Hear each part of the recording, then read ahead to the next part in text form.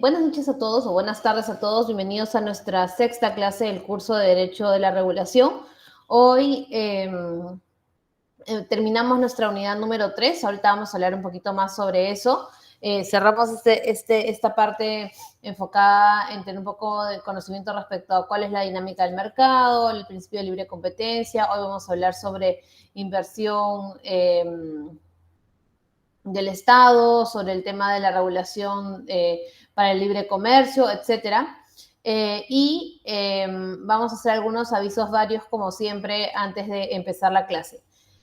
Lo primero es que ya todos tienen calificado su producto académico número 2, ¿ok? En general han estado bastante bien, o sea, han estado estructuradas los temas que han tratado. Sí, en algunos casos se han ido un poquito como por las ramas en la presentación de las respuestas.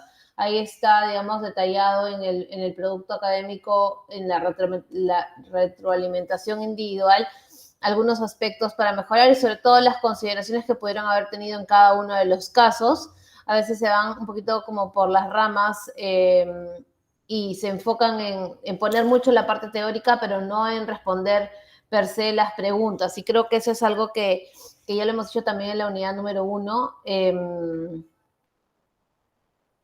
y que vale la pena, digamos, que ustedes lo revisen para que detallen. Entonces, por ejemplo, en el caso del producto, en el caso del caso número 1 del producto académico, en donde hablábamos cuáles son los principios y los derechos que protegen según la Constitución y qué características tiene este mercado de acuerdo a la regulación, el marco regulatorio que se aplica. Muchos de ustedes ahí como me han puesto todas las normas del marco regulatorio y es válido, ¿ok? Pero tal vez sería más importante simplemente hablar de la ley de telecomunicaciones y algunas normas conexas que van a permitir, digamos, entender la regulación básica, esencial para la prestación del servicio, ¿no es cierto? Porque está preguntando el marco general. ¿Existe alguna entidad regulatoria? Sí, existe OCIPTEL. Ahí creo que la mayoría han acertado en indicar qué hace OCIPTEL, cuáles son sus funciones, etcétera. Entonces, bastante bien. Y en el caso de la segunda, el caso 2, y acá es donde la mayoría ha tenido ahí como que un error, son dos preguntas, ¿no? ¿Cuál es el motivo por el cual dicha obra de infraestructura se encuentra arreglada y supervisada por el organismo regulador? Ahí, bien, la mayoría. ¿Crees que es necesario que exista un marco regulatorio? Señala el motivo y argumente jurídicamente. Ahí algunos estudiantes, digamos, se han quedado simplemente con la explicación de por qué es, que porque es un servicio público, que tiene que ser prestado para el bienestar de las personas, etcétera, pero no han ido a, digamos, a lo que busca esta pregunta, que es la crítica, ¿no es cierto? ¿Es necesario que exista un marco regulatorio? ¿Por qué no podría la infraestructura del transporte regularse de manera autorregularse? Entonces hay que explicar un poco las características del monopolio natural, las necesidades de cubrir de transporte público que requieren los ciudadanos y las personas para su bienestar, etc.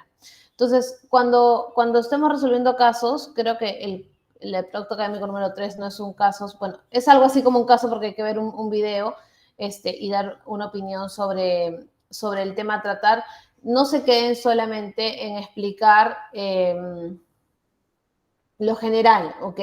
Sino, o sea, perdón, en explicar lo teórico. Si no, vayan siempre al análisis, pregúntense ustedes si están de acuerdo con eso o no, por qué uno no estaría de acuerdo, y un poco traten de hacer ese ejercicio que se llama como de abogado del diablo, para que también reflexionen y profundicen en esa reflexión, ¿ok? Entonces, eso nada más para tomar en cuenta. Luego, en general, bastante bien el resto de los productos académicos, bien presentados. Cada vez, creo que han habido algunos cuantos pocos que no citaron las normas, la bibliografía adecuadamente, pero después, en general, bastante bien. Así que los tengo que felicitar, chicos, muy bien. ¿Alguna duda o consulta sobre ese punto? No sé por qué. Hubo un sonido raro, espérense.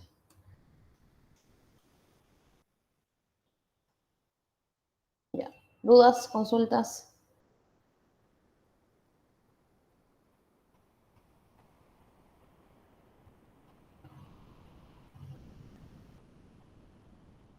Yo creo que no hay consultas. Ninguna, dice Freddy. Ok, entonces, ahora sí pasamos a el tema que nos convoca, que es terminar la parte de la unidad número 3, que habla sobre los principales aspectos del libre mercado. Y ya luego al final vamos a hablar un poquito sobre el producto académico número 3 para hablar de cómo están con los grupos, si tienen alguna duda poder aclararla, etc. Ok, entonces un segundito. Voy a ubicar esto donde tiene que estar. Espérense que esto se me revela y si no ya no puedo leer ni el chat, ni los puedo ver, ni nada.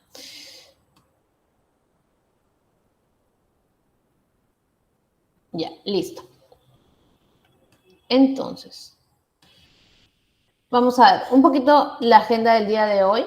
Vamos a hacer un poco de repaso. Ahí les pido que ustedes me ayuden a repasar qué es lo que vimos la clase pasada, en qué contexto lo vimos. Y la participación es totalmente libre, chicos, sea por micro, sea por mensaje acá en el chat. Luego vamos a entrar a otra parte que está relacionada al tema del libre mercado, que es la promoción de la inversión privada, las asociaciones público-privadas como herramienta de trabajo conjunto entre el privado y el público, y la apertura y la liberación de mercado. ¿Ok? Entonces, primero repaso. ¿Qué vimos el año pasado? ¿Qué vimos la clase pasada? ¿Quién se acuerda?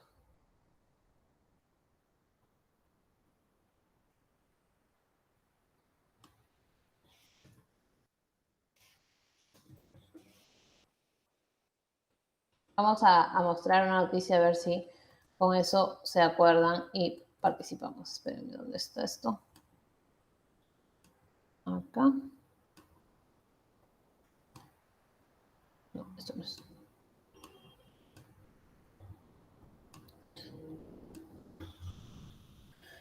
Ay, no, gracias. Ya. ¿De qué se trata esto? A ver, ¿qué es lo que observamos aquí? Voy a leer y ustedes me comentan. Indecopi desarticuló el cártel de papel higiénico conformado por Kimberly-Clark y Protisa. Las multas impuestas en las empresas Kimberly-Clark y Protisa, dueños de Suave y Élite, ascienden a 171 millones de soles y 104 mil millones de soles respectivamente. Indecopi desarticuló sancionando en primera instancia el cartel de papel higiénico conformado por las empresas Kimberly-Clark Perú y Protisa, dueños de Suave y Élite, por concertar precios entre el 2005 y el 2014. El ente fiscalizador culminó el proceso de sanción que inició en diciembre del 2015 contra las empresas Productos Tissue Perú, filial de la Chilena. Bueno, ¿qué es esto? ¿Por qué sancionamos o sancionó Indecopi a Kimberly-Clark y a Protisa?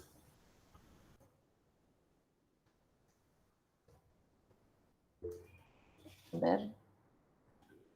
Aquí, libre competencia. Ok, Miriam levantó la mano. Lo sanciona porque esas empresas cometieron conductas anticompetitivas en el mercado. Creo que se coludieron y las prácticas horizontales y manejaron de manera irregular o quisieron tener o tuvieron conductas irregulares en el mercado, distorsionando creo que el precio del papel higiénico. Ok, entonces nos dice Miriam que sancionaron a esas empresas por una práctica anticompetitiva. Ahí Miriam dijo competencia, libre competencia. Y ¿por qué tenemos que proteger la libre competencia? ¿Cuál es la lógica que existe detrás de que Indecopi vaya poniendo multas por que se afecta la libre competencia?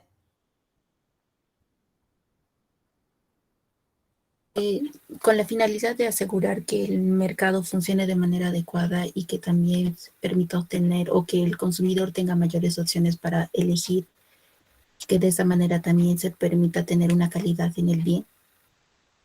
Ok, a ver, está bien, gracias, Miriam. Vamos por ahí. ¿Quién más? ¿Quién más ayuda a contestar por qué Indecopi tiene que estar sancionando esto? ¿Por qué está mal que Kimberly-Clark y Protisa se coludan?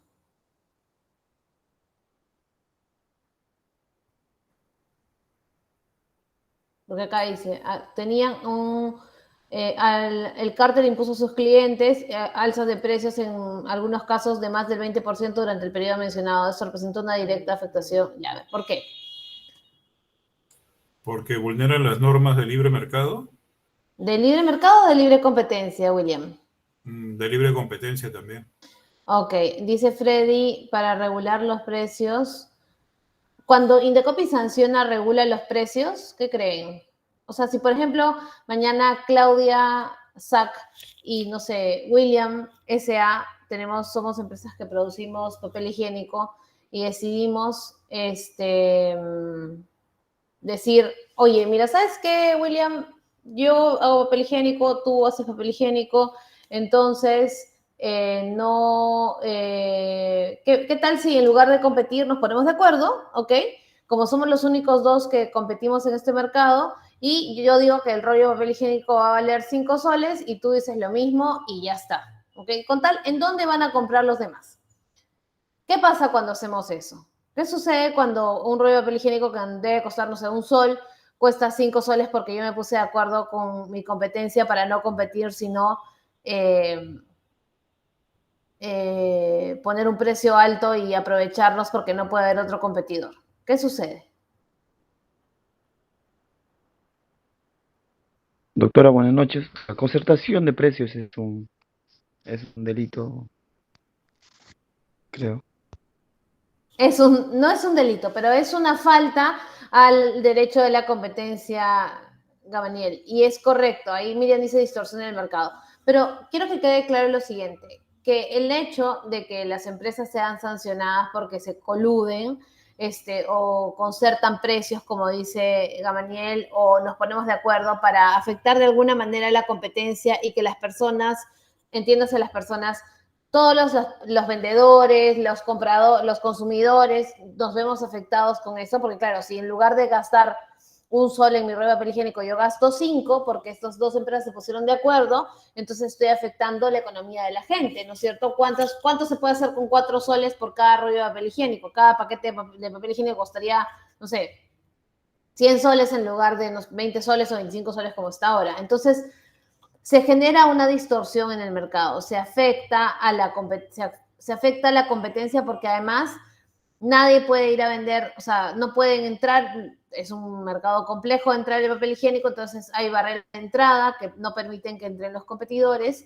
y hay, digamos, 2 competidores muy fuertes que están posicionados en todo el mercado. Pero eso no puede significar que regulemos precios o que mañana Indecopi va a decirles, no, ¿saben qué? Ahora el papel higiénico tiene que costar 50 céntimos porque yo lo digo, ¿ok? Eso no, porque en la Constitución, ustedes se acordarán que hemos hablado toda una unidad de eso, existen conceptos como el libre mercado, ¿no es cierto? La libre competencia, el tema del pluralismo económico, ¿no es cierto? Libre iniciativa privada, etcétera, una serie de derechos reconocidos en la Constitución que dicen, ok, puedo regular para que no se afecte la competencia, pero no voy a decir el precio es este porque ya le quito también la libertad a las empresas, digamos, a los competidores de poder competir. ¿Ok? ¿Estamos hasta ahí? ¿Alguna duda? ¿Se entiende? Ahí ustedes, por favor, repasen el tema de prácticas, ahí Miriam creo que lo mencionó, prácticas de manera horizontal o vertical, pero voy a volver a las diapositivas para que hagamos el repaso de eso. Doctora, una consulta. Dígame. Ayer vi un comercial de una lejía de Sapolio que decía que para limpiar un espacio se utilizaron 2 lejías, Sapolio y su competencia que es Clorox. Ajá. Entonces decía, ambas limpiaron igual, 99.9% de eliminación de bacterias, pero la mía cuesta menos. ¿Eso se puede hacer? Ya, eso entra, gracias William por la pregunta, eso entra en el mundo no de la libre competencia, sino de la competencia desleal, que desafortunadamente no lo hemos tocado aquí porque ya no nos daría tiempo en la clase. Pero cuando hablamos de competencia desleal, vamos al otro foro. Una cosa es el acceso al mercado, ¿ok? Que es lo que sucede con la libre competencia. O, digamos, la posición que un competidor toma para o cobrar más a los consumidores o perjudicar a su competencia, digamos, porque le restringe el ingreso. Pero la competencia desleal se basa en la idea de que hay uno o más competidores en el mercado, en este caso, por ejemplo, el mercado de lejías, y yo voy a hacer cosas o voy a tener prácticas que de mala fe, ¿ok?, están enfocadas en perjudicar al otro competidor. Entonces, ¿qué cosas no se pueden hacer? Yo no puedo decir que esta lejía limpia mejor que esta otra, ¿ok? No puedo, porque para probar que esta lejía limpia mejor que la otra, tendría que haber hecho un montón de estudios, etcétera, y tiene que ser, digamos, hechos verificables si yo voy a comparar. Por ejemplo, ¿se acuerdan? No sé si se acuerdan que había un reto de Pepsi, Coca-Cola, y decía el reto Pepsi. Entonces, que era como que, ¿cuál crees tú que es la gaseosa? Y era como que muy de percepción, y decía, esta es más rica, esta me gusta más, que son sensaciones que no son cuantificables y verificables. Uno no puede competir en base a eso. No puedo decir tampoco que la competencia es más fea o que con la competencia no se te hace enfermar. No puedes, porque eso es de mala fe, como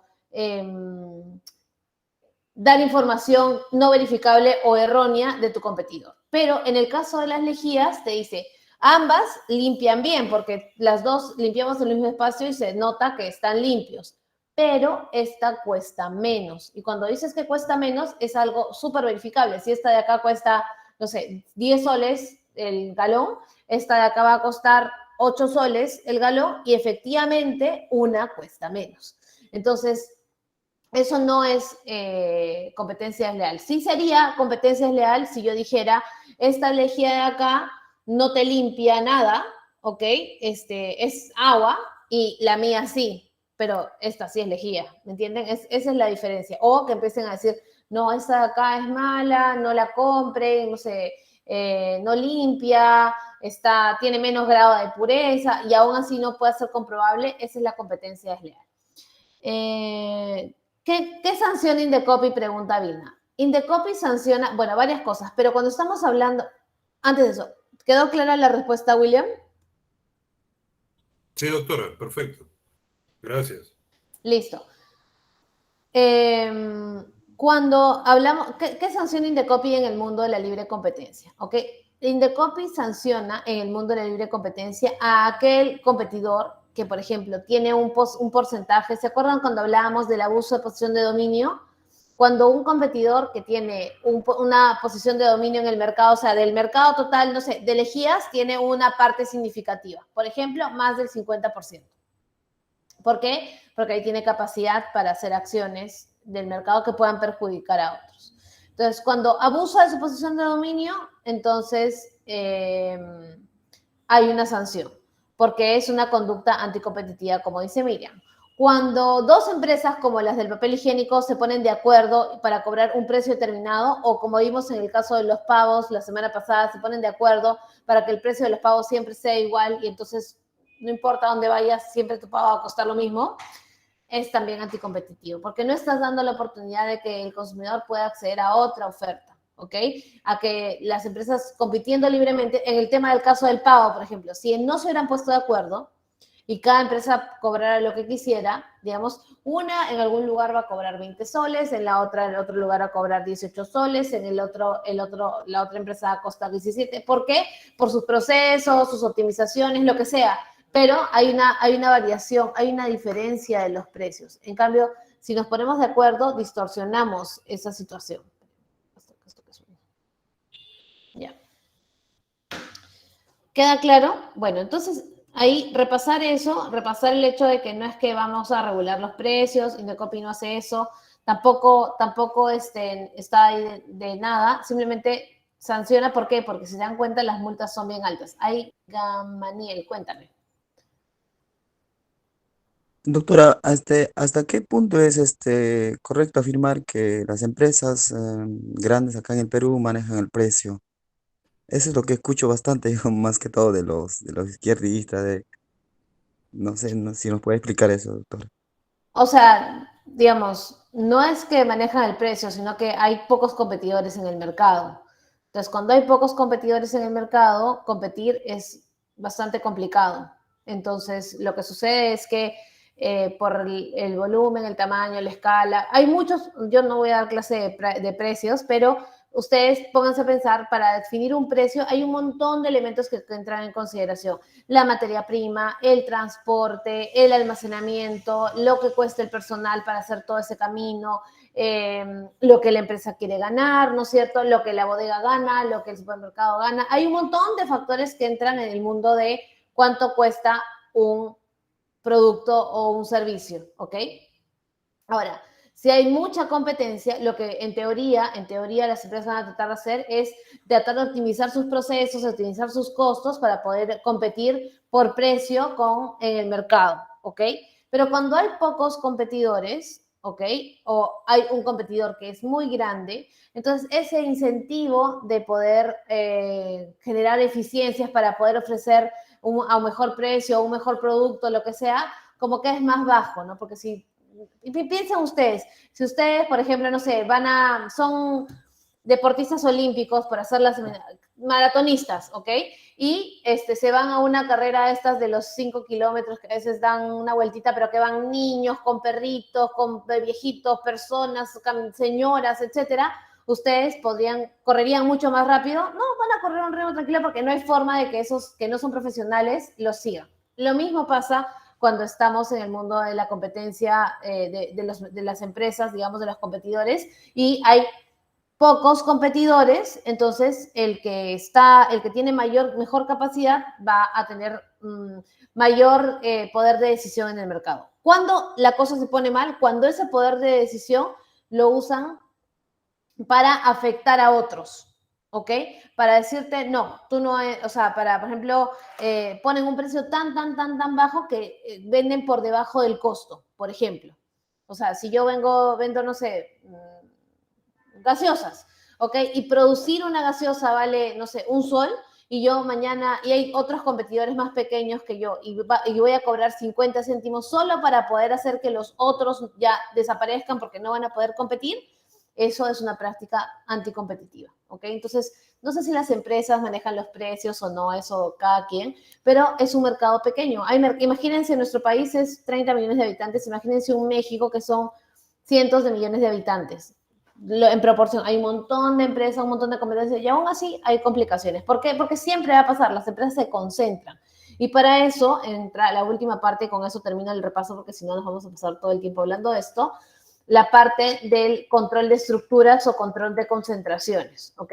Porque también puede afectar el mercado el hecho de que una empresa vaya haciéndose dueña de los otros competidores, ¿ok? Eso pasó en el Perú con el tema de las farmacias. Habían 3 o 4 competidores y luego fue una comprando al otro. Entonces ahora tienes una empresa muy grande que es dueña de las farmacias y obviamente su incentivo para competir es menor, ¿ok? Que cuando habían las otras 4, cuando estaban las otras 4 se competían muchísimo por el precio, ¿ok? Pero eso pasa porque no solamente hay que ver qué pasa cuando las empresas se juntan o cuando uno tiene abuso de posición de dominio, sino que hay que controlar a veces que haya ese grado de concentración. Y eso ya no es un tema de control de conductas o control de abuso de posición de dominio, que es como conductas que tiene el competidor, sino es un pasito para atrás y es decir, ok, ¿qué pasa? ¿Cuáles serían las consecuencias de que la empresa A se junte con la B y con la C si las tres se encargan de competir en el mismo mercado? De pronto van a ser una sola y van a ser muy grande, y el riesgo del abuso de posición de dominio se incrementa, ¿no? Porque conforme más porcentaje en el mercado tienes, más interesante o más llamativo va a ser abusar de tu posición. Entonces, para eso viene la otra forma de tratar de proteger el derecho a la competencia, que es controlar las fusiones, por ejemplo, o las compras empresariales. Entonces, evitar que de pronto solo haya un competidor muy poderoso. ¿Ok? Listo.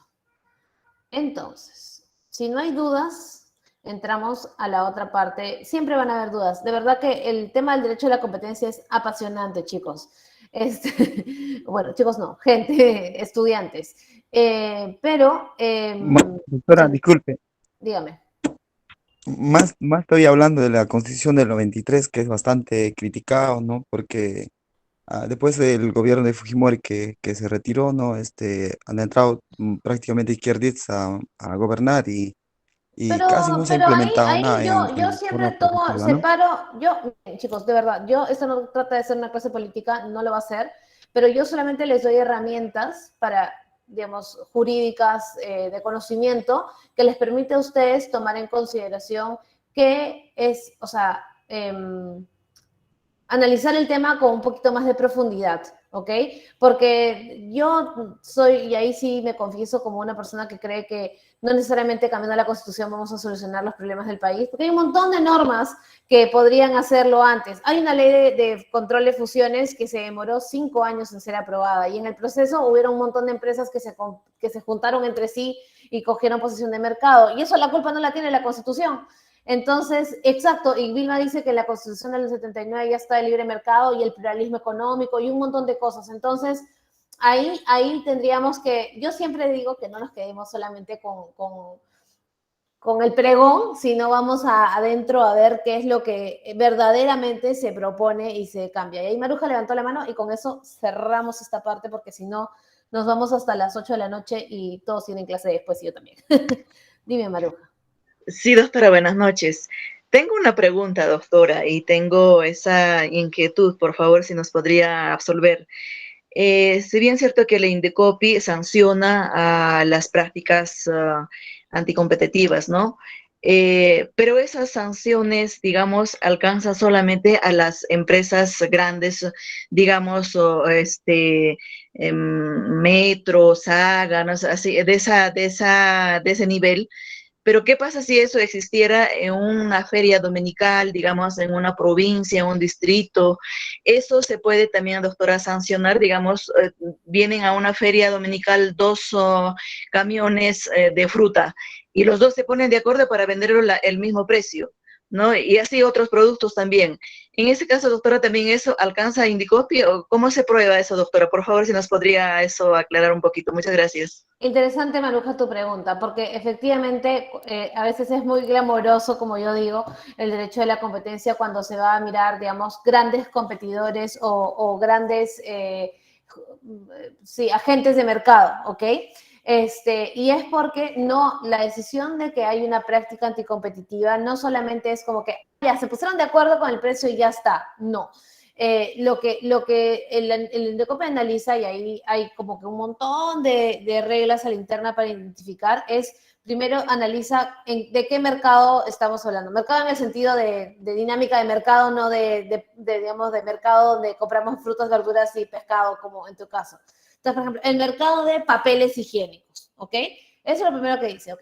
Ahora, dentro del mercado de papeles higiénicos es el mercado nacional, es el mercado local, digamos, de una ciudad, una región, unas regiones, una provincia, y determina lo que se llama el mercado relevante, que es donde vemos que esa acción de los competidores van a afectar, digamos, la competencia. Y luego hace una serie de mediciones simétricas que determina como que, sí, mira, la conducta de estos no es usual para la dinámica del mercado. Entonces, a tu pregunta, ¿pueden Indecopi ir a una feria, a un mercado, no sé, al mercado San Camilo en Arequipa y sancionar a los dos vendedores de pescado porque están poniéndose de acuerdo de cuánto va a costar el bonito? En realidad no. ¿Por qué? Porque la afectación de ellos dos, las personas que van a comprar ese mercado, tienen otros lugares a donde poder ir a comprar. Pueden ir al supermercado que está cerca, pueden ir a la bodega, pueden ir a otro mercado, ¿ok? Entonces, el impacto de que ellos dos se pongan de acuerdo en esta feria, digamos, o el mercado San Camilo en Arequipa, no va a hacer que toda la competencia del mercado de pescados se afecte, ¿ok? Y es por eso, no sé si para bien o para mal, pero es por eso que estos grandes competidores como supermercados, cadenas de supermercados, cadenas de farmacia, grandes productores de papel higiénico, las avícolas de los pollos, las avícolas de los pavos, que son grandes productores, son los que a veces, los que en la mayoría terminan siendo analizados por el Indecopi, porque sus decisiones impactan en todo el mercado. O sea, pónganse a pensar que el tema de los pavos, ¿ok? Que vimos la clase pasada al comienzo, o sea, eran los 5 empresas más, los mayores productores de pavo del Perú, okay, perdón, eran los 5 supermercados más grandes del Perú que estaban poniéndose de acuerdo de cuánto costaba el pavo. Entonces, sí, ahí tú puedes ir a comprar el pavo, no sé, al mercado, a la bodega, pero ¿dónde la gente compra su pavo para Navidad en la mayoría de los casos? En el supermercado, pues. Entonces, claro, de ahí la afectación de la competencia era muy, muy grande por la cobertura que ellos tienen, porque tienen terrenos, digamos, tiendas a nivel nacional, ¿no? Etcétera. Eso, nada. Creo que con eso expliqué muy bien. Y ahí sí, ahora sí, chicos. Inversión privada. Maruja, última pregunta. Pero, por favor, en este caso lo que decía el ejemplo es que son las únicas camiones que llegan con fruta una vez a la semana. Y ellos son los que distribuyen a los vendedores de, digamos, Ok, ya entendí. exacto. Entonces, ¿eso cómo se puede hacer, doctora? Porque esos siempre se han acostumbrado a hacerlo, porque no hay otro lugar para comprar esas, digamos, esas frutas, ¿no? Son las únicas mayoristas que dejan para los minoristas las frutas. Y se ponen de acuerdo esas dos camiones, ¿no?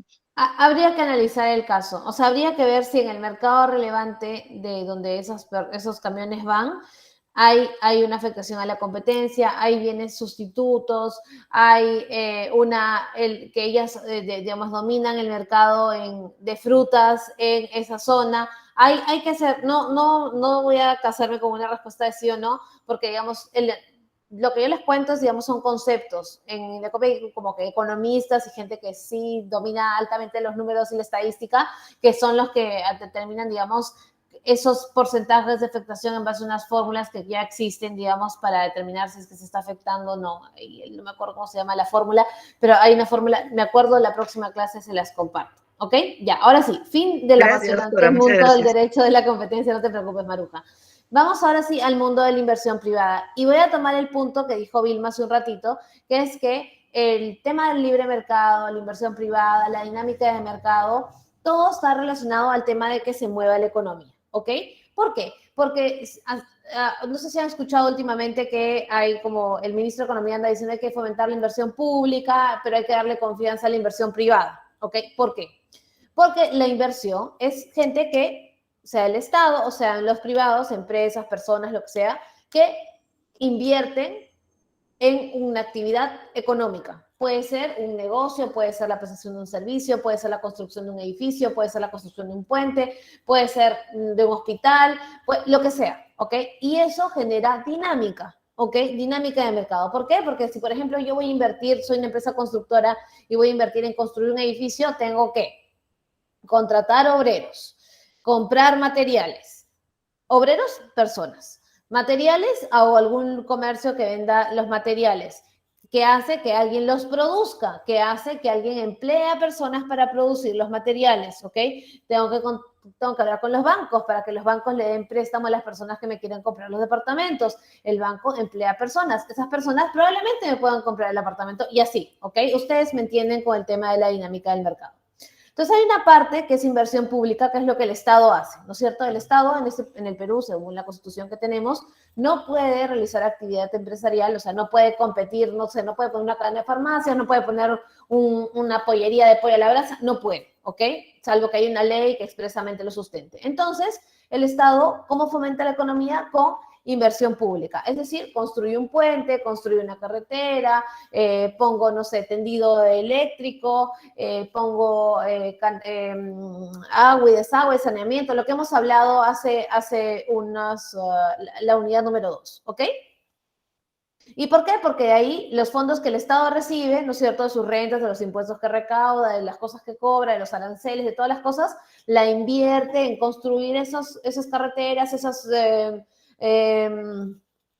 tuberías, todo eso, y hay personas que se benefician y hay personas que trabajan y se mueve todo el círculo, ¿ok? Eso es lo que hace el Estado y que se llama inversión pública. Ustedes habrán escuchado inversión pública, han escuchado inversión pública, digan ahí sí, no, pero ya la explicamos. Pero luego está la otra pata, ¿ok? Y ahí hablamos de la inversión privada. Y la inversión privada puede ir desde un puesto de mercado, una bodega, el taxista que compra su carro y hace taxi, hasta, obviamente, grandes obras o inversión privada de proyectos mineros y agroindustriales y aeropuertos y cosas así, ¿no es cierto? La inversión privada, y lo vamos a ver ahorita porque ya estoy haciendo spoiler total de la clase y preguntando qué cosa era la inversión privada.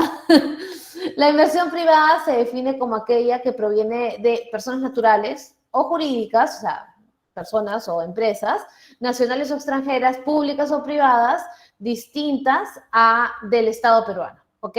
Y de cualquier organismo que integre el sector público nacional o de las empresas del Estado. Entonces, como dice Maruja, el Estado promueve la inversión privada y regula la misma. Sí, eso está en la Constitución.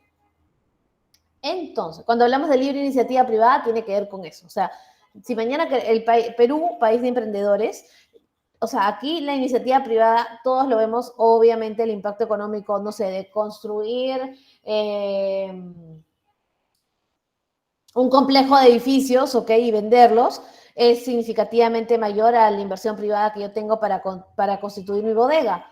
Pero inversión privada es inversión privada. Y la inversión privada tiene el mismo rol que la pública. Dinamiza, da trabajo, consume, etc. ¿Ok?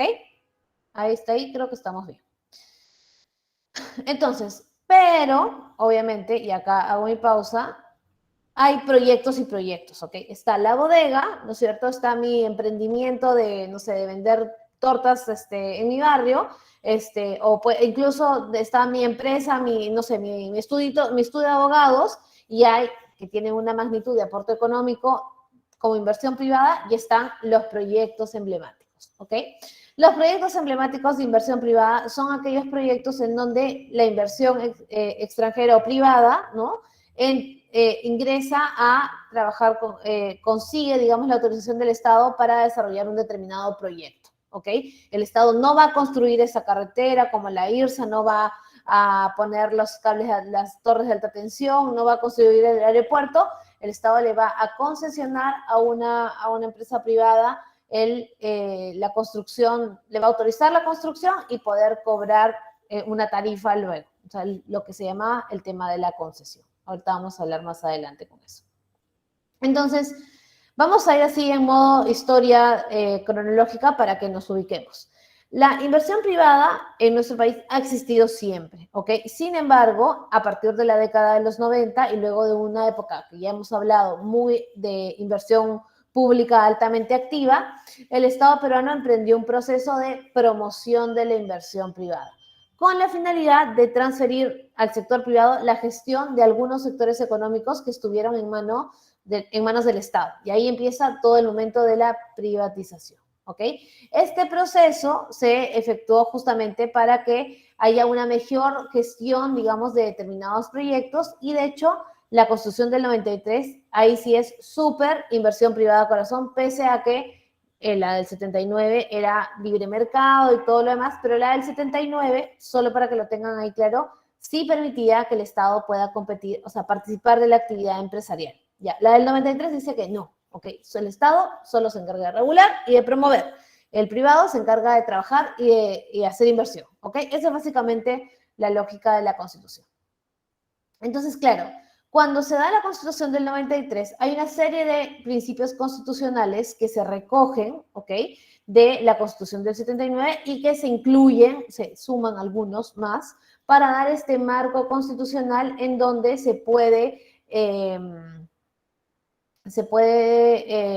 generar un ambiente, un clima, el famoso clima de inversión, que no es otra cosa que tener certeza sobre los derechos que el inversionista va a tener y el respeto por las condiciones de cuando empezó a invertir. Entonces, se ingresan todos estos conceptos como, perdón, mi lapicero azul, la promoción de la iniciativa privada, ¿no es cierto?, la libre competencia, la igualdad de trato a las inversiones, la posibilidad de suscribir convenios de estabilidad jurídica que alentaban al inversionista, la igualdad entre inversionistas nacionales y extranjeros, el tema del rol social del Estado, todos estos derechos que están contenidos, principios que están contenidos en la Constitución, ¿no? La garantía de la propiedad privada, es decir, no te voy a expropiar, salvo que te paguen justo y precio, ¿no? Permitir al Estado y al derecho público entrar en arbitrajes, etc.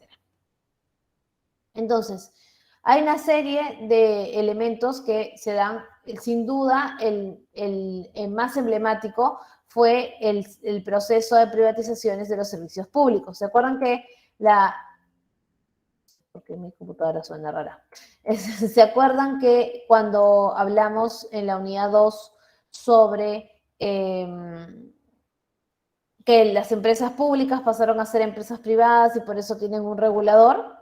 Ok, bueno, el proceso de privatizaciones implicó ese primer paso a trasladarlo a la inversión privada, porque o sea, privatización pasa de algo público que es trasladado hacia un privado, ¿ok?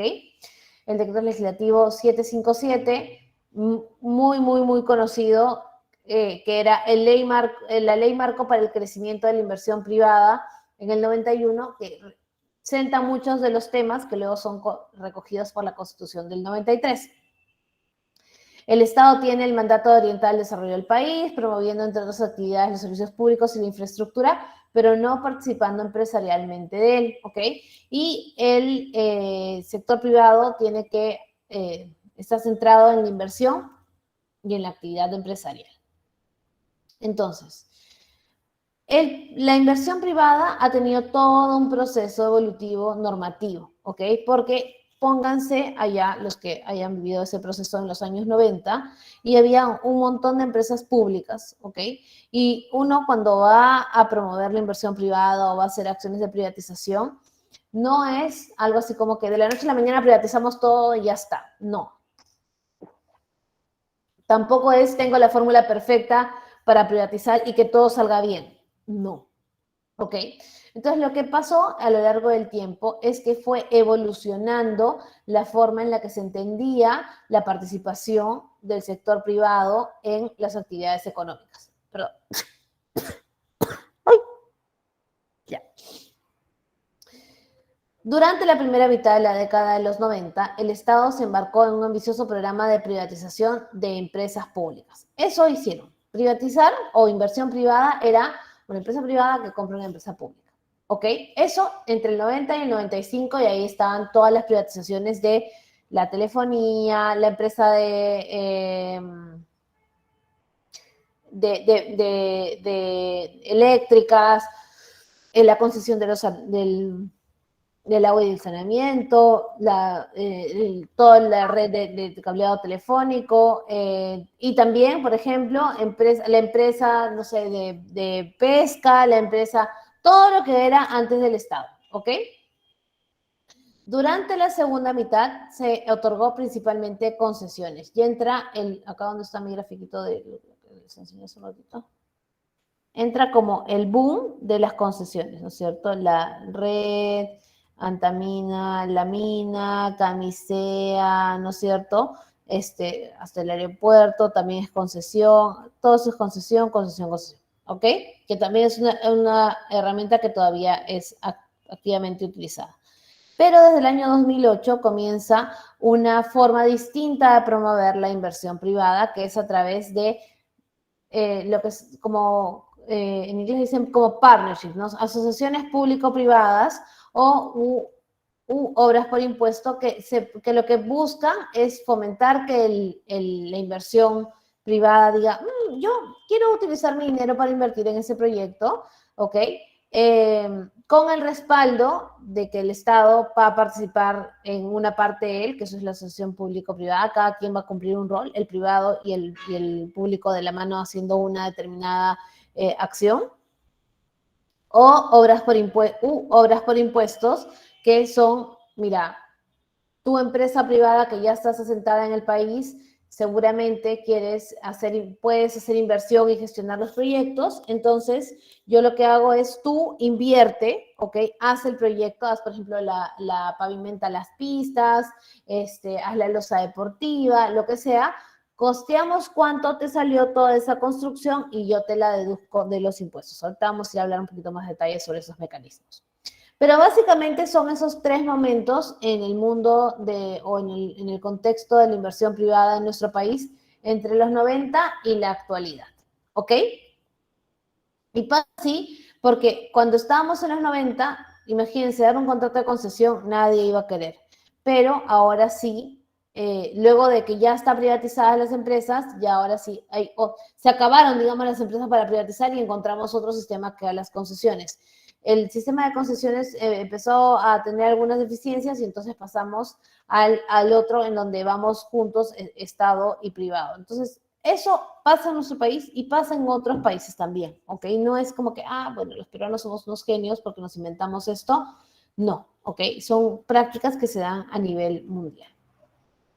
Entonces, ¿cuál es el marco que regula, el marco legal que regula la inversión privada en nuestro país? Son dos normas. Una del 91, que es la ley, el decreto legislativo 674, ley de promoción de la inversión privada y de las empresas del Estado, ¿ok?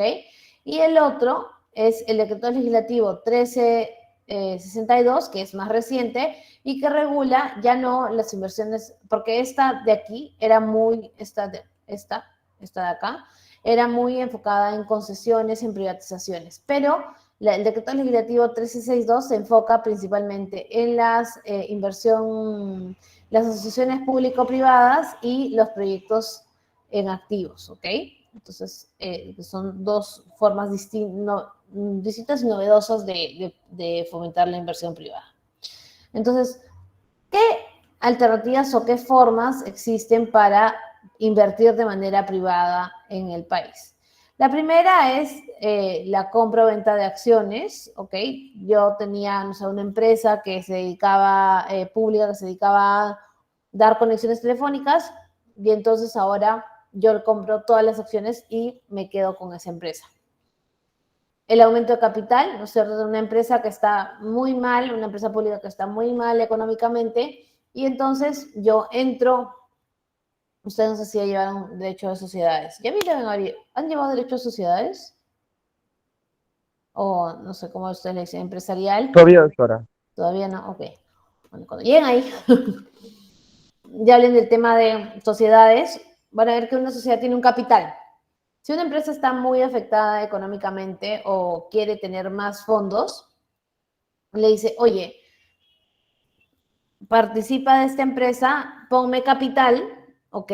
Y yo te doy acciones. Y entonces el capital aumenta a cambio de darle acciones a esta otra persona. Contratos de asociación en participación con los famosos joint ventures.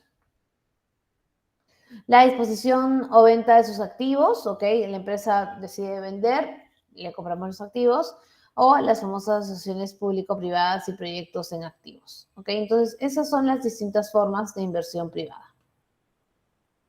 Y solo para que quede claro, en el Perú el marco regulatorio de la promoción de la inversión privada ha evolucionado muchísimo, pero ha ido en paralelo al marco institucional, es decir, las instituciones o lo que buscaban o las entidades que actuaban todo este proceso de promoción de la inversión privada tenían a la par un marco normativo. ¿Okay? No sé, no sé si ustedes han escuchado, pero había la famosa COPRI, ¿no es cierto? Y los CEPRIs, que eran los comités especiales y la Comisión de Promoción de la Inversión Privada, que hoy es lo que es proinversión, pero así, este es como que su antecesor desde el 91, que son los que llevaban todos los procesos de privatizaciones, la Comisión de Promoción de Concesiones Privadas, las transferencias de funciones a PRONCEPRI, que es una entidad que se crea luego de la COPRI, y finalmente llegamos a Proinversión, que asume los roles de distintas entidades que estaban enfocadas en la inversión privada para centralizarlas, ¿ok? ¿Hasta aquí alguna duda, alguna consulta?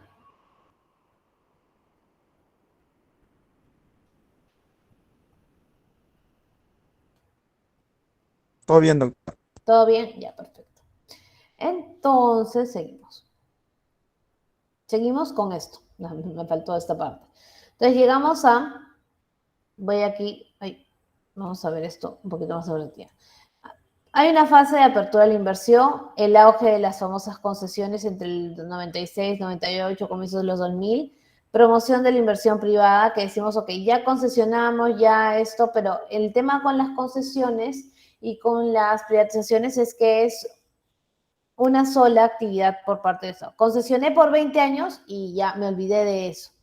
Pero el tema está en que al Estado se le empiezan a acabar las cosas que puede concesionar o menos de privatizar. Entonces entran herramientas como las asociaciones público-privadas que le garantizan al Estado trabajar todo el tiempo, pero también recibir, digamos, alguna ganancia de esa acción. Los proyectos, o sea, un suministro, seguimiento de los proyectos que hay, el órgano de control de las asociaciones público-privadas, que ya hay que, bueno, generemos ese sistema, pero si vamos a hacer una asociación público-privada hay que tener un mecanismo de controlarlo para que no se salga, digamos, de las líneas y alinearse con los estándares internacionales, ¿ok? Que es una norma relativamente reciente. Y finalmente tenemos el 2016, en donde se dan normas para mejorar toda la parte de corrupción, ¿no es cierto? Porque empezaron a haber todos muchos escándalos con esos temas. Ahora estamos en un proceso de optimización de las relaciones público-privadas y fortaleciendo ese sistema. Entonces, hay un marco regulatorio largo para poder sustentar y delimitar las acciones en el proceso de la actuación de la inversión privada. Y en este punto, yo les quiero preguntar si creen que es necesario tener toda esta evolución, o creen que de repente hubiera sido o ha sido más sencillo en los años 90 decir, no, hagamos obras por impuestos. ¿Qué creen? ¿Podríamos haber impuesto obras por impuestos, valga la redundancia, en el año 92? ¿Por qué sí, por qué no?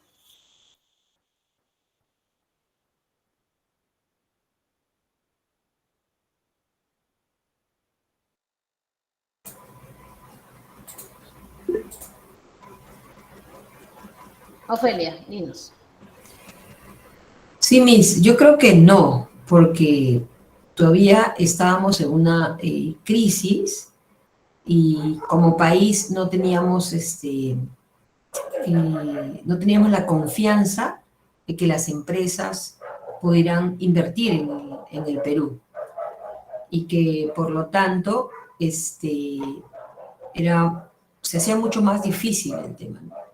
Por eso es que la parte de la promoción de la inversión parte definitivamente del Estado peruano para que el Perú pueda ser un centro de inversiones, ¿no?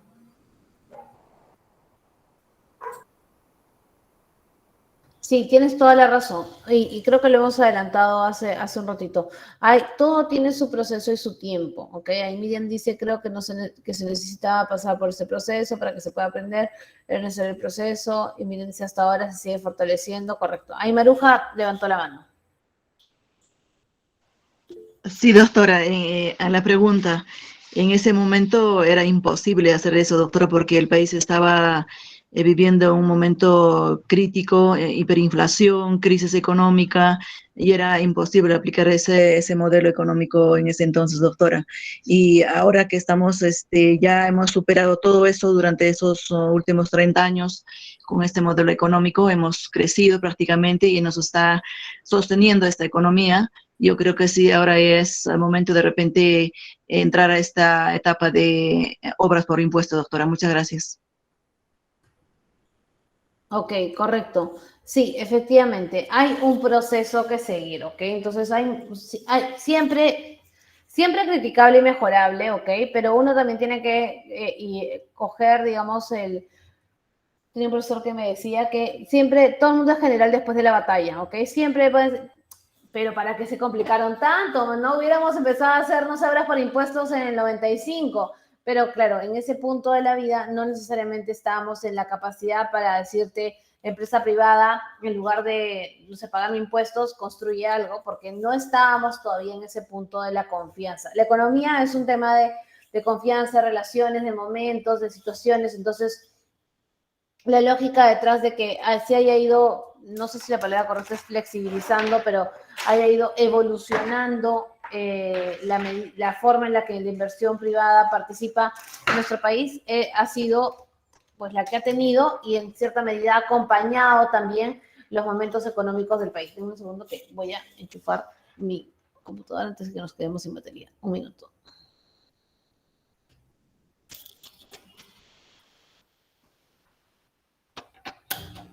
Ya, listo. Ahora sí, ya tenemos energía. Entonces, continuamos. Ay, ya le dio la chip, pero esto. No, ya está. Entonces, ahora, ¿cómo? Ya, tenemos, un primer paso, tenemos marco normativo, ¿ok? Está el que tenemos, desde la ley está del 91 hasta las últimas modificaciones que han habido a la ley de promoción de la inversión privada. Tenemos un marco normativo. ¿Qué más necesitamos? Necesitamos un aparato institucional que se encargue de cumplir esas normas, ¿ok? Y es ahí donde entra el Sistema Nacional de Promoción de la Inversión Privada. Lo que en esas épocas del 91 eran las comisiones de inversión privada, las famosas COPRIS o CEPRIS, ahora es el Sistema Nacional de Promoción de Inversión Privada. Y ese sistema, ¿ok?, tiene todo el rol, ¿ok?, la misión de desarrollar estas nuevas formas de promoción de la inversión privada, que son las asociaciones público-privadas y los proyectos en activos. Y para ello generan marco normativo, aplican las normas, fomentan, realizan acciones, campañas, se reúnen, conversan para generar el espacio en donde llamamos a la inversión privada y le decimos, mira, acá hay una serie de proyectos que se pueden hacer como asociación público-privadas, ¿quieres participar? Y las empresas se interesan y participan, otras no, otras sí, y así, ¿ok? Entonces, ¿cuáles son las autoridades que están a cargo de este famoso Sistema Nacional de Promoción de la Inversión Privada? Están el Ministerio de Economía y Finanzas a través de la Dirección General de Política de Promoción de la Inversión, ¿ok? De la inversión privada, además, según lo que dice aquí, la DGPPIP. Y el MEF, digamos, y esta dirección puntual, son el ente rector de todo el Sistema Nacional de Inversión Privada, de promoción de la inversión privada. Y tiene una máxima autoridad técnico-normativa, es la máxima autoridad de todo este sistema. Entonces, ¿qué hace esta máxima autoridad? Varias cosas. Se encarga de vigilar que se estén cumpliendo, dar nuevos lineamientos, es instancia última en el tema de decisiones, etcétera. ¿Ok? Luego está Proinversión. Proinversión es la agencia que promueve la inversión privada mediante estos dos mecanismos. ¿Qué hace Proinversión? Tiene una cartera de productos. Ok, ahorita vamos a entrar a la página de Proinversión. Y, digamos, genera toda una serie de mecanismos, ¿no es cierto?, para que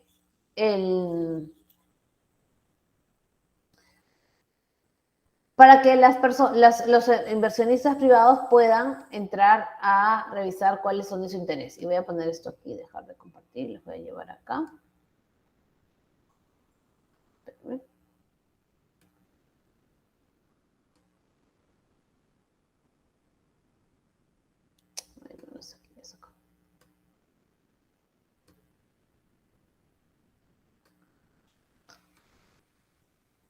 Ok, esa es la página de Proinversión, entonces entran ustedes acá a la cartera de proyectos y revisan cuáles son los proyectos que están vigentes.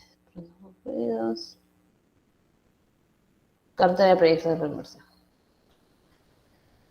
Y entonces acá van a decirlas, sobre todo son infraestructura de eléctrica, de saneamiento de agua, vehicular, aquí temas de infraestructura y servicios de gestión educativa. Espérense que esto no me hace caso, no se quiere abrir. Salud, transporte, energía, etcétera. Entonces hay una serie de proyectos que están en la cartera de Proinversión y ellos son los que se encargan de promoverlos, o sea, van digamos, a ferias, a reuniones donde dicen, mira, Perú tiene un proyecto, por ejemplo, de construcción de un hospital. Y hay, por ejemplo, empresas constructoras que están interesadas, hay empresas implementadoras de hospitales que están interesadas, etcétera. ¿ok? Eso así como funciona el rol que tiene preinversión. Preinversión obviamente se relaciona con los ministerios y los demás organismos públicos para poder de saber qué cosas o qué necesidades de inversión tienen estos. O sea, porque ¿cómo puede saber preinversión que hay que construir una carretera? Pues la Autoridad de Transportes y Comunicaciones se lo comunica o el gobernador regional. ¿Cómo se encarga de saber preinversión que hay que, no sé, generar una nueva red de tendido eléctrico para llevar electricidad, digamos, a lugares más lejanos? Porque habló con el Ministerio de Energía y Minas y le dijeron, mira, queremos lanzar esta red eléctrica. Entonces, y también conversan con los gobiernos regionales y los gobiernos locales, porque los gobiernos regionales también tienen presupuesto y también tienen en su magnitud la capacidad de realizar ciertas actividades. ¿Cuáles son los 3 incentivos más comunes para promover la inversión privada? La recuperación del IGB, es decir, si yo pago IGB o lo que se llama en otros países IVA, puedo pedir que me los devuelvan, digamos, cuando recién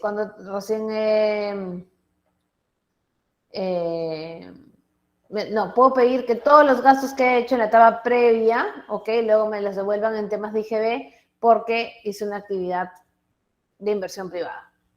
El régimen tributario también hay un tema hay un reintegro del impuesto general a las ventas y, digamos, y de aquellos impuestos de importaciones que se hayan tenido que pagar. Y los famosos convenios de estabilidad jurídica, que son contratos, ok, que tienen un rango superior, en los cuales el Estado firma con los privados y le dice, mira privado, hoy, 26 de septiembre del 2022, hay estas reglas, hay estos impuestos, este IVA, estas condiciones A, B, C, D, sobre todo en la mayoría económicas.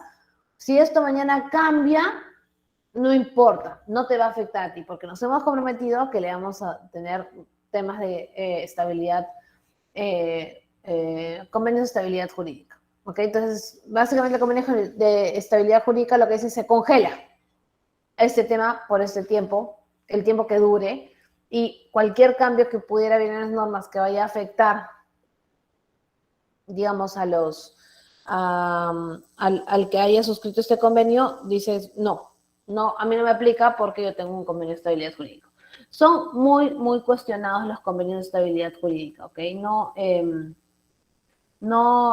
Es algo controversial porque obviamente si uno ve las condiciones o las características de las dinámicas de los mercados, sí, en los 90 cuando se firmó era así como una apuesta de por favor, compra la empresa, yo te congelo todo, pero ya en este tiempo tener un convenio de estabilidad jurídica no es, digamos, ya, no quiero decir la palabra necesario, pero hay otros mecanismos de garantizar estabilidad jurídica, tener un contrato que dice que si mañana suben impuestos por X motivo no te va a afectar a ti, porque los convenios de estabilidad jurídica congelan muchas cosas en el tiempo. ¿Ok?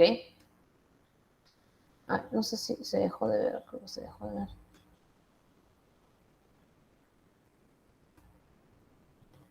No, espérate, mis diapositivas desaparecieron.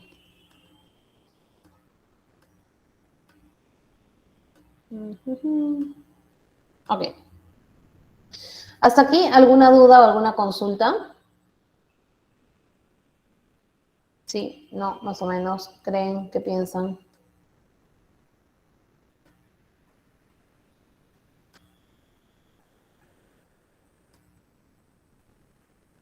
Ya. Todo claro, dice. ¿Alguno de ustedes había escuchado algo sobre... ¿Alguno de ustedes conocía preinversión antes de empezar esta clase?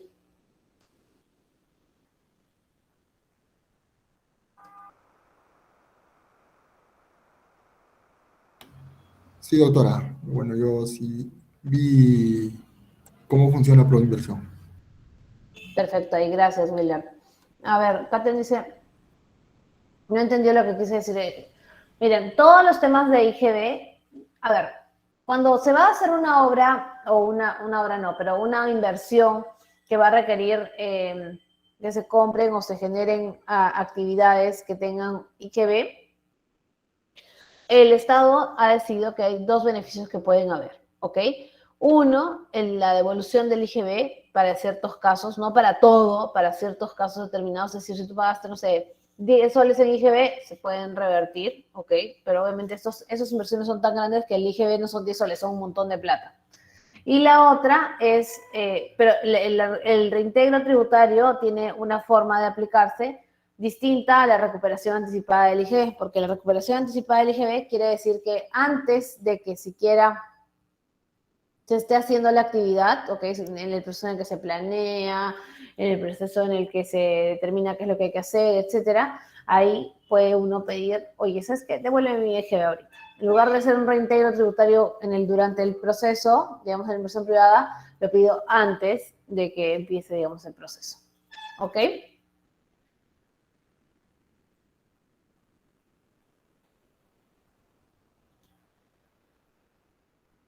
No, el reintegro del IGB se da cuando se importan o se adquieren determinados bienes o servicios para un proyecto determinado de construcción. O sea, solo el reintegro tributario es para actividades de construcción o para determinadas obras públicas o infraestructura. ¿Ok?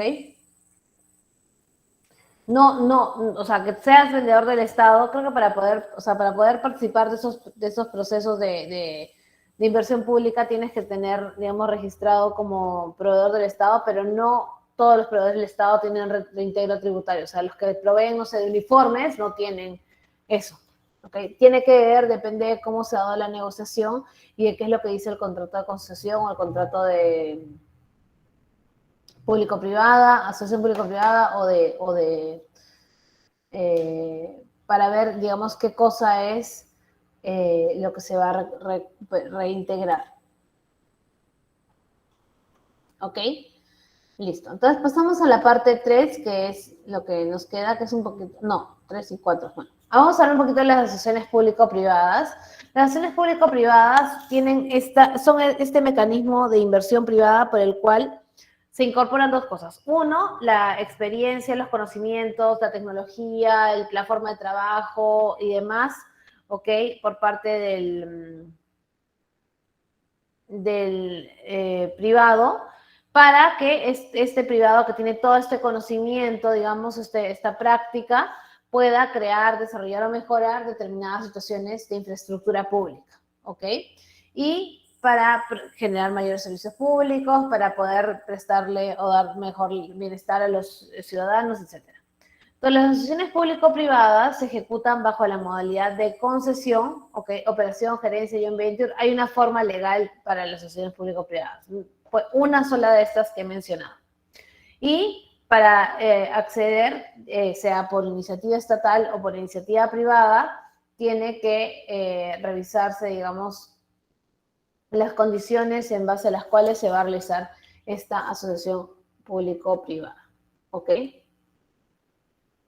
Entonces, los principios son los que están aquí en el decreto legislativo 1369, pero básicamente es adecuación de riesgo, valoración del contrato, integridad, responsabilidad presupuestal, planificación, transparencia y competencia. Son principios que tienen que cumplir las dos partes, ¿ok?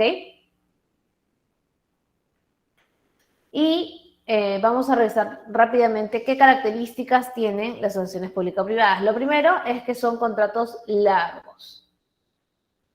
¿Ok? Son contratos que duran máximo 60 años o pueden ser mínimo de 10 años. Entonces son contratos a largo plazo. ¿Por qué? Porque las asociaciones público-privadas no las vamos a hacer, como decía yo, para constituir un supermercado, ¿no? O una bodeguita, sino es para grandes obras de infraestructura o de construcción y demás. Y eso, digamos, así como toma tiempo edificarlo, también toma tiempo recuperar la inversión. ¿Cuál es el rol del privado? Que se encargue de tener una participación activa, porque se encarga de hacer toda la gestión de que la obra exista, ¿ok? Y luego es que el sector público, en este caso, define los objetivos de interés público y la política de los precios, y pueden, digamos, ser los que gestionan todos estos, todo este producto, no este producto, pero este encargo que es resultado de la asociación público-privada. La forma de pagar, digamos, de repagar el financiamiento que es hecho por el Estado en base a las funciones de lo que han generado.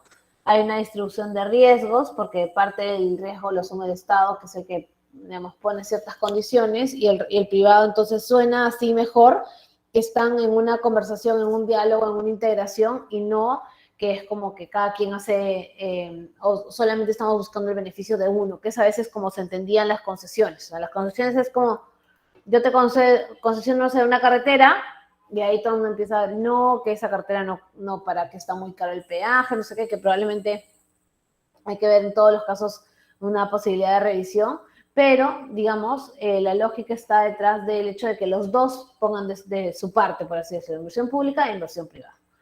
Luego tenemos algunas actividades que vienen empaquetadas, digamos, por ejemplo, no voy a hacer una asociación pública-privada solo para el diseño, sino para todo, diseñar, construir, operar, mantener, etc. Y hay un monto de inversión mínima que son 10 UITs para proyectos que son, digamos, menores, pero para aquellos que son de gobiernos regionales o locales hay un poquito más bajo el margen, ¿ok? ¿Qué tipos de proyectos entran en el marco de las asociaciones público-privadas? Infraestructura pública en general, ¿ok? A redes viales, aeropuertos, redes multimodales, aeropuertos, etcétera. Servicios públicos, servicios vinculados a la estructura pública o de servicios públicos de los vínculos de infraestructura, ¿ok? Proyectos de investigación aplicada y proyectos de innovación tecnológica. Estos últimos dos son recientes, ¿ok? La idea es que solamente vayan aquellos proyectos que verdaderamente requieran el esfuerzo, digamos, de gestionar de poder hacer toda la implementación y poder luego obtener frutos de ello. ¿Ok? Y bueno, sobre las modalidades, no son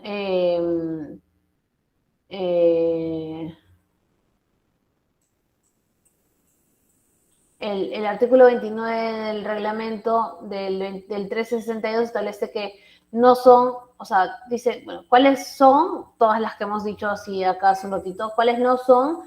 Las que son proyectos cuyo único alcance sea la provisión de mano de obra, ¿ok? O que solamente haga instalación de equipos, o que solamente haga explotación, mantenimiento de un activo, sino tiene que ser para todo, ¿ok? La asociación público-privada no es como para un pedacito de la cadena, sino es para todo.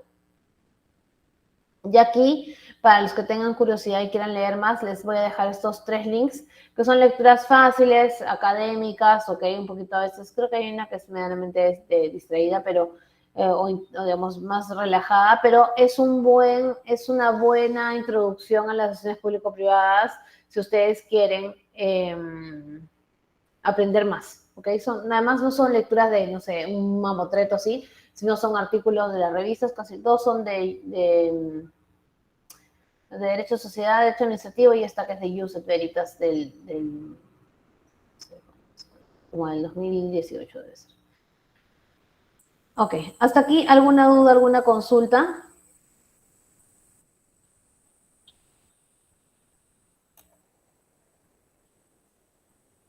Ya, entonces vamos a continuar para cerrar esto en los minutos que nos quedan. Y finalmente, vamos a hablar de apertura y liberalización de mercado. Porque cuando estamos hablando de, ¿se acuerdan el título? ¿Dónde está esto? El título de nuestra clase es Aspectos principales del libre mercado. Hemos visto libre competencia, hemos visto promoción de la inversión privada, y luego, al final de la clase, las cuelgo yo en el aula virtual. Y luego nos toca ver el último pedacito y es, ok, el Estado ya está conversando con el exterior, digamos, a razón del proceso de privatización, a razón de todo este tema de la dinámica de competencia y que hayan competidores de todos los lugares, etcétera. Pero hay otra cosa que dinamizó o cambió la forma de entender las dinámicas de mercado y la libertad de mercado. Y esa es la denominada integración económica, ¿ok? La integración económica, la liberalización de las fronteras, los tratados de libre comercio, todo aquello que diga, ok, para mi mercado, que es mi mercado local, o sea, el del país, es un mercado, pero a veces se ve limitado por la cantidad de personas, por los costos, por los que quieren hacer, digamos, invertir o no. Y entonces entra la parte del tema de la producción. O sea, no todos los lugares son ideales para producir las mismas cosas. Y entonces no es un fenómeno de los 90, pero sí tal vez de como los 80, pero luego de la Segunda Guerra Mundial y de que la Europa se recupere, entra un momento en el que, bueno, ¿y ahora a dónde vamos? O sea, ya no podemos ir a hacer búsquedas en lugares remotos porque ya sabemos que hay en el otro lado, pero sí podemos hacer que haya una interacción económica. Y entonces esa interacción económica supone dos cosas a partir de las normas internacionales en este caso. El primero es abrir la puerta de los mercados y para eso tenemos que definir cuánto vamos a cobrar por el ingreso de mercadería de otros lados, los famosos aranceles aduaneros, ¿ok? Ese sistema es un sistema de intercambio, o mejor dicho, la idea es que todas las países hablen el mismo idioma cuando estamos hablando de comercializar productos, ¿ok? O de trasladar productos o de cobrar cuánto cuesta ingresarlos. Esto se llama, el abuelito, digamos, de esto es el GATT, ¿ok? El Acuerdo General sobre Aranceles Aduaneros y Comercio. Y este GATT es un espacio en donde hay rondas de liberalización de los países y para que todos, digamos, estén de acuerdo, sentados en la misma mesa, por así decirlo, todos los países y decir, bueno, vamos a cobrar aranceles que son costos aduaneros para tales y tales cosas. En algunos casos no vamos a cobrar, como por ejemplo determinados bienes, etc. Y ese GATT era simplemente el foro de conversación. Luego llega la ronda de Uruguay, la famosa ronda de Uruguay en el 94, que se crea la Organización Mundial de Comercio. Y antes de que le tiremos un montón de odio y hate a la Organización Mundial de Comercio, simplemente existe para poder validar que cuando vaya, es algo así como un agente de la competencia que busca ver que cuando un país está tomando una acción que puede afectar el comercio internacional, aparece la Organización Mundial de Comercio y le establece determinadas reglas o incluso sanciones, ¿ok? Entonces no se puede hacer, así como hay derecho de la libre competencia y limitas que no puede haber abuso de posición de dominio o no puede haber prácticas de colusión, etcétera. En la Organización Mundial de Comercio lo que valida es que los acuerdos de los países, o sea, los tratados y las normas que son aplicables tengan un equilibrio, ¿ok? Entonces, del GATT pasamos a la OMC. La OMC es, digamos, una organización internacional que tiene ya 162 miembros y básicamente se encarga de administrar los acuerdos comerciales, dar marco para nuevos acuerdos comerciales, generar soluciones, sistemas de solución, todo esto que implica la globalización que nosotros conocemos, el hecho de que podamos comprar de determinados países y etcétera, es parte también de acción de la OMC. Y lo que custodia la OMC es que, digamos, por ejemplo, un país productor de azúcar, Perú, ponga determinadas características o requisitos que van a evitar que el azúcar producido de otros lados ingresen al mercado. O sea, eso no se puede hacer. Entonces, en ese caso, la OMC sanciona o determina algunas medidas. Y en el Perú, la apertura comercial también se empezó a dar a partir de los años 80 y luego, digamos, empezó a dinamizarse con la posibilidad de importar determinadas materias primas, productos, economía, etc. Y la idea es que se permita liberalizar el comercio y para eso hay digamos, una herramienta jurídica que son los famosos tratados de libre comercio. Los tratados de libre comercio buscan simplemente que antes de que empecemos a comerciar o luego de que firmemos el acuerdo, las condiciones de comercio van a ser igualmente favorables para los dos estados, ¿ok? Los tratados de libre comercio se firman entre estado y estado, no entre estado y empresa, no entre empresa y empresa, no. El tratado de libre comercio son acuerdos por los cuales cada estado, o sea, cada país, ¿ok?, determina la forma en la que va a recibir los productos del otro país con el que está firmando. Entonces, si por ejemplo, yo fuera un país y no sé, Miriam fuera otro país, Miriam vende o exporta una determinada cantidad de productos y llega acá y yo digo, no le voy a cobrar nada para que pueda haber mayor dinámica. Si yo le ofrezco esto y lo pongo en un tratado y ella me tiene que ofrecer lo mismo para que haya una equivalencia, ¿ok? El Perú es un país que ha firmado muchos tratados de libre comercio, muchos, ¿ok? Con algunos otros tiene acuerdos digamos, comerciales que no son tratados de libre comercio, no son para temas puntuales, no sé, por ser el comercio de, no sé, el arroz. Entonces hay un acuerdo específicamente para esto, pero básicamente el Tratado de Libre Comercio cumple el rol de que haya algunos beneficios, algunas concesiones, sobre todo en impuestos y en aranceles aduaneros para poder comercializar en otro país, ¿ok? El Perú, como les decía, es parte de una serie de tratados de libre comercio con la Comunidad Andina, Estados Unidos, México, Chile, Canadá, Japón, Panamá, etcétera, la Alianza del Pacífico, etcétera.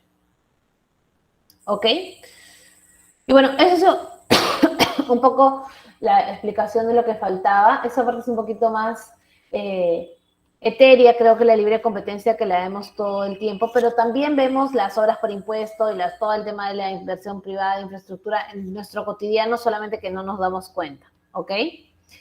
¿Hasta aquí alguna duda o consulta?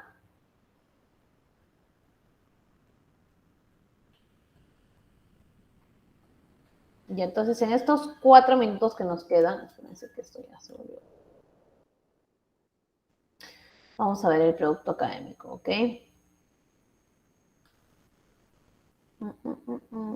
Ok.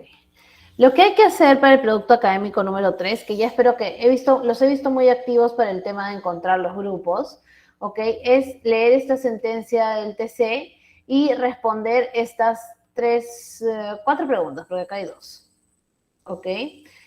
Consideren, pero esto, digamos, ¿cuál es la forma de hacer esto? Que ustedes lean la sentencia, ¿ok? Ustedes solo respondan esas preguntas, no tienen que escribirlas, no tienen que hacer un trabajo, pero tener una posición sobre cada una de estas preguntas y luego juntarse y discutir, ¿no es cierto? ¿Cuál es el rol? Si consideran que los puntos económicos son correctos o no, etcétera.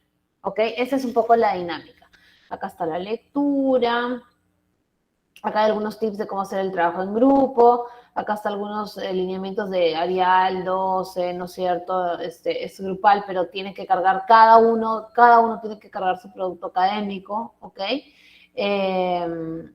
Citar en regla ZAPA, guardar el archivo, etcétera. Entonces, este es el producto académico. No sé si alguien tiene alguna duda o alguna consulta.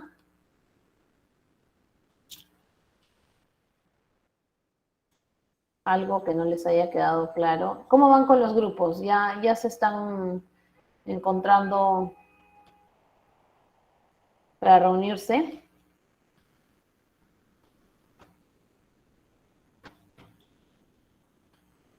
Bueno, ahí me contarán. Doctora, buenas noches, no encuentro. Ya, si ya no encuentran a sus compañeros de grupo luego de este fin de semana, ya pueden hacer el trabajo los que se han encontrado, ¿ok?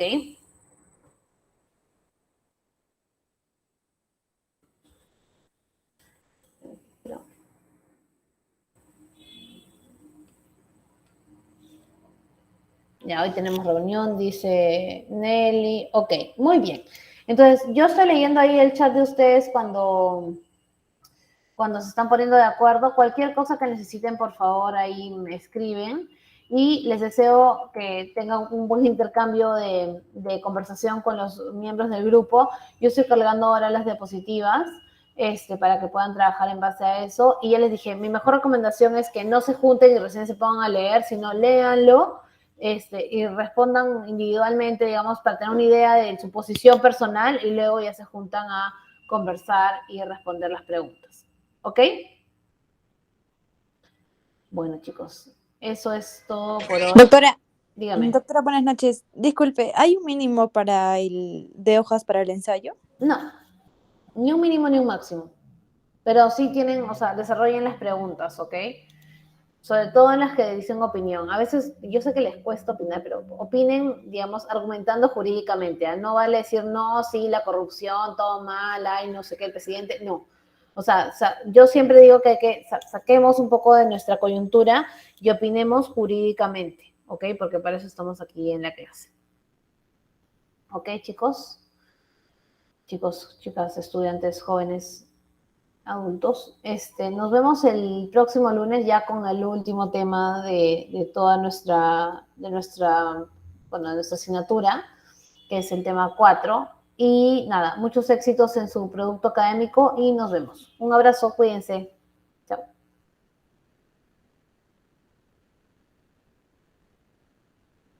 Gracias, doctora.